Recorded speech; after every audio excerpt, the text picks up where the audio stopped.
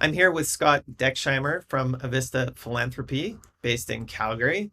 Scott is a certified fundraising executive with over 25 years of experience helping nonprofits strengthen their fundraising strategies. At Avista, he leads a team focused on making donor data meaningful, turning trends into insights and insights into action. And through Adam Studio's No Small Change grant, Scott is offering a donor data analysis and benchmarking package designed to help emerging nonprofits understand where they're at and where they can grow. Thank you for joining. Great to be here, James. Right on. Let's start with a bit of background. What led you into this kind of work and what inspired the launch of Avista? I think I picked this profession. I'm one of the few people back in the day that decided they wanted to do this. I didn't mind asking people for support. I loved working with volunteers and I enjoyed organizing events. And that's what started me into this business 25 years ago. Now with Avista, we really wanted to surround ourselves with a team of people that really put the charity and the organization first. Avista means essentially what we see, and ideally our team is working with each organization to help them see their vision, and help them to ask more for what matters. And so at Avista, that's what we're really focused on, is trying to really help each organization be meet their own vision and their big ideas. Right on. I didn't know the meaning behind the name. That's cool. Yeah. Through No Small Change, you're offering donor data analysis and benchmarking. Tell us what this is and why it's important, especially for like a smaller or emerging nonprofit. Well, it's a bit of an insight into every client. So now when we start a project, no matter big or no matter how small, we start with a benchmarking report similar to this and a process similar to this. We'll be meeting with their team in advance to learn about their organizational history and learn about their fundraising so that we can ask for the right information from their database or whatever data source they have.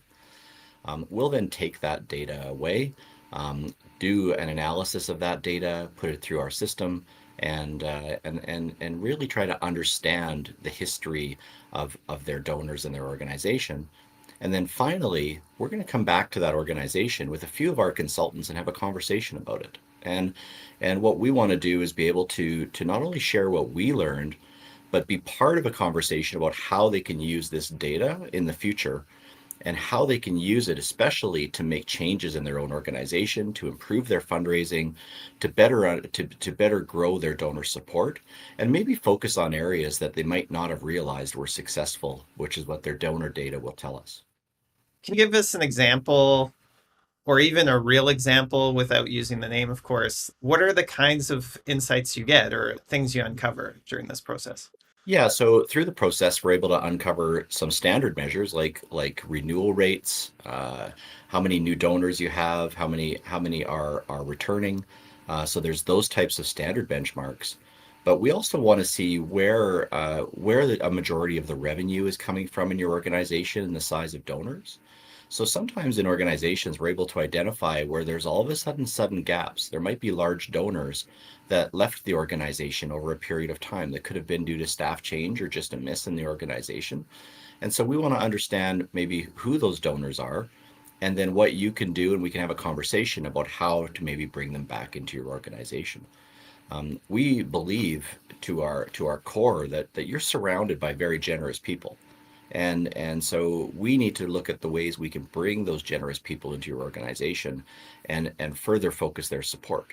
So we may identify opportunities to grow plan giving. We may see a group of people that have been giving really consistently for a 10 or 15-year period. That leads to potential for plan giving. We may see that most of your support is corporate. So it shows we need to focus on sponsorships or other types of outcome measures. So we use data as a learning mechanism to both understand the interest of the types of donors for your cause, but also really what you might be able to do both short term and long term to eventually grow your program. Mhm. I know collecting and analyzing data can be pretty overwhelming, like especially for small teams. You've got people wearing many hats and they're trying to fulfill their mandates, and it's hard to find time to set aside to set this up properly, then find time to untangle the insights. Like, what would you say to nonprofits or charities who have difficulty making this kind of work a priority? Yeah, so data is going to drive our future. That's the reality of a lot of our work now. But for us, we there is a minimum level that we need to be successful in this type of report. And so we really only need a constituent ID, a a gift date, and a gift amount. We've run with some organizations that have that level of information, and we can get a fairly strong baseline of data. We can actually see how many gifts individuals made over the period of time. We can run many of the metrics that are fundamental to fundraising with only those three things: a unique identifier, a date of a gift, and an amount. And some organizations have a lot more. They can tell us what somebody gave to, where the gift was directed, how they were asked, and we can pull some of that additional information in and then run a deeper report for organizations that have more data. So most organizations, if they're doing fundraising and if they're using some type of a fundraising database, will have those bases of information. What would you recommend if, let's say, I'm a new nonprofit starting out? Should I just be going for that constituent date amount and just start with that? Or would you recommend I kind of try and dig a little deeper, collect that data, more data up front? And if so, what extras should I be getting?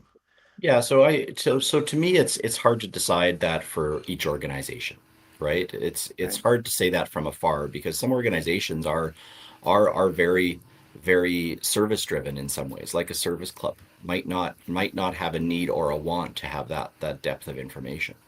But Mhm. I do like to ensure we get all the tombstone data, of course, which is information like names, addresses, phone numbers, email addresses, and now, of course, we want to make sure that they have their mobile phone.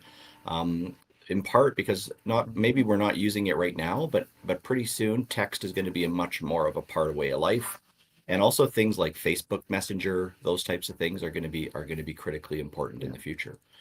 So we want to make sure we're gathering things like social handles where possible. Because I don't think about today. We're trying to think out 5 or 10 years when this might be necessary. So that's the basics of information about a donor.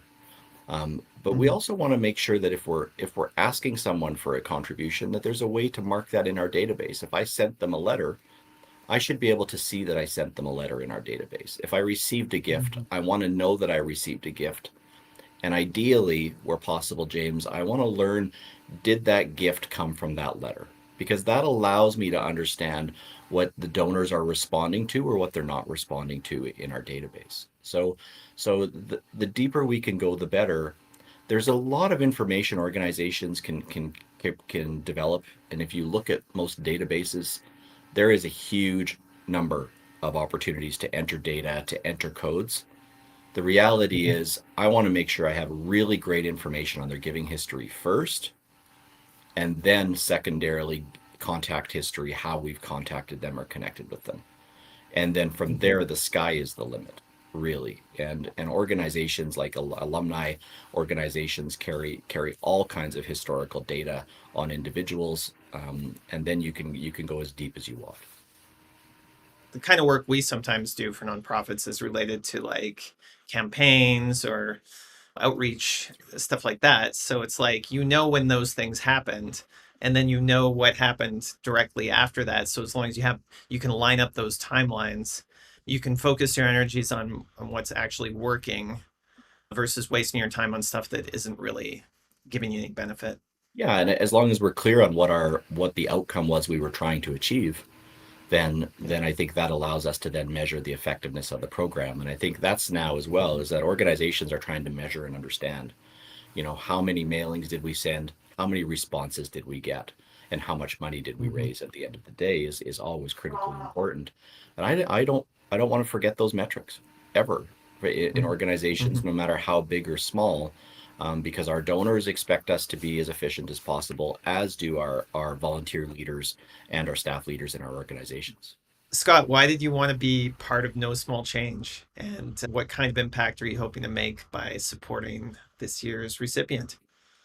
You know, James, you might recall last year when you were starting this up, we had a conversation, We did. Yeah. and my encouragement to you was keep it as simple as possible, Yeah. for not only the applicants but the recipients as well. Hmm. And I think what you did through the process last year is you kept it as simple as possible, Yeah.